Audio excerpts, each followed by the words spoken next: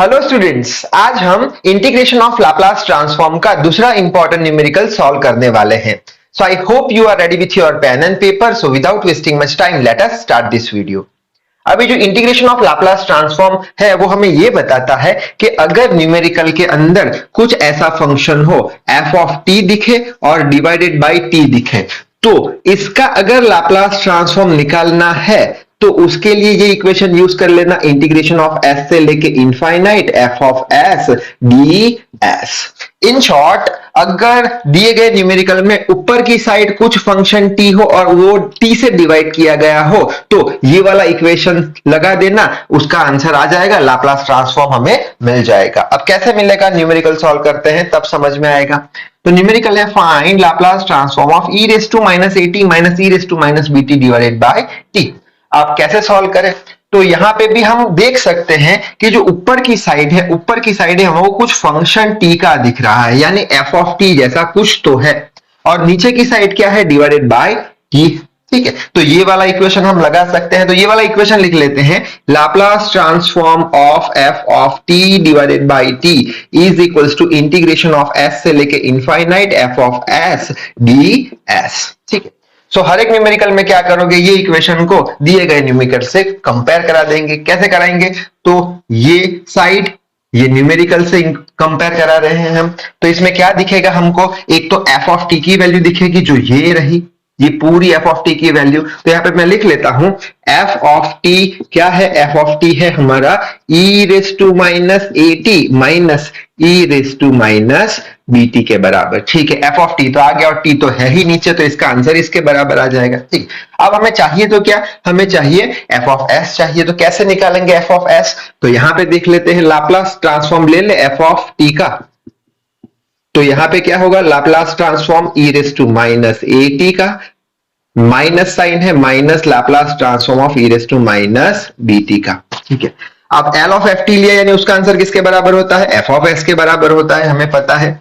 अब हमने Laplace transform of e raise to minus a t भी पढ़ा था, जो किसके बराबर था, जो था 1 अपॉन एस प्लस ए के बराबर। माइनस साइन लगा दो, ये Laplace transform e raise to minus a t जैसा ही, ये ए की जगह बी है, तो इसका क्या आ जाएगा, 1 अपॉन ए की जगह बी, तो एस प्लस ए की जगह बी आ जाएगा। ठीक है, यानी हमें एफ ऑफ एस तो मिल चुका है।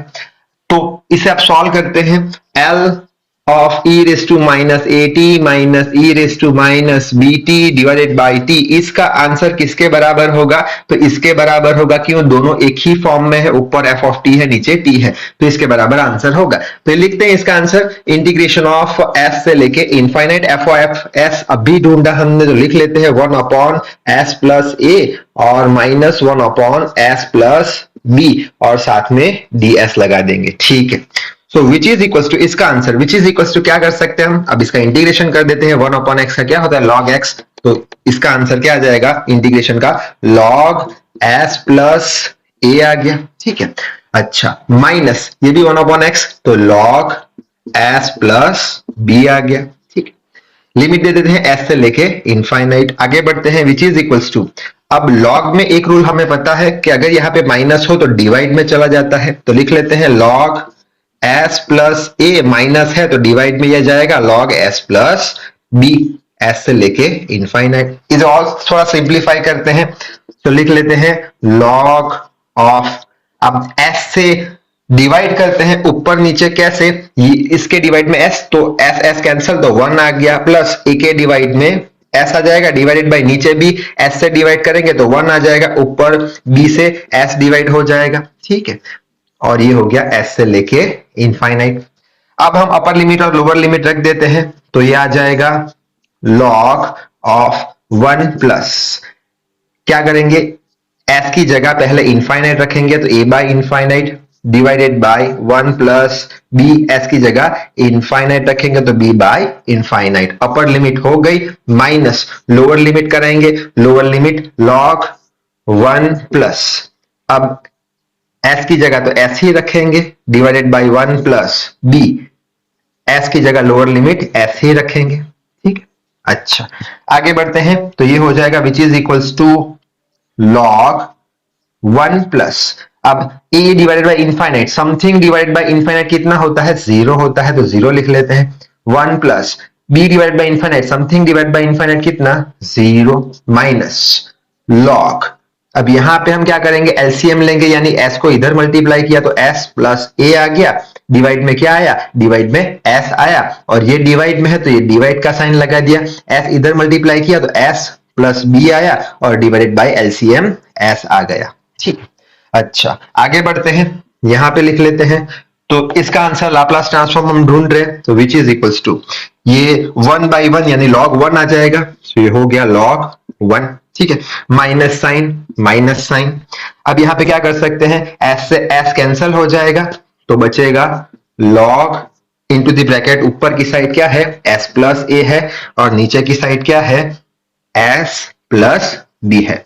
ये कैसे किया देख लेते हैं, ये किया s plus a divided by s है, और ये रेसिप्रोकल ऊपर चला जाएगा तो मल्टीप्लाई में आएगा s प्लस b, s से s कैंसल, तो s प्लस a ऊपर, s प्लस b नीचे, s प्लस a ऊपर, s प्लस b नीचे। ठीक है, विच इज इक्वल्स टू, अब log 1 का वैल्यू हमेशा होता है 0, तो ये 0 लगा दिया, minus log s plus a divide by s plus b, which is equals to minus log s plus a divided by s plus b। अगर ये आगे से नेगेटिव साइन निकालना है तो दोनों को ऊपर नीचे करना पड़ेगा, तभी जाके नेगेटिव साइन निकलेगा, तो नेगेटिव साइन निकाल देते हैं, log ऊपर नीचे कर देते हैं, s प्लस b ऊपर आ जाएगा, s प्लस a नीचे रह जाएगा, तो ये हो गया हमारा आंसर। तो ये जो टॉपिक है इंटीग्रेशन ऑफ लाप्लास ट्रांसफॉर्म, उसके ज्यादा से ज्यादा न्यूमेरिकल प्रैक्टिस करना, तो इस वीडियो में बस इतना ही। So till then read hard, work hard, thank you very much.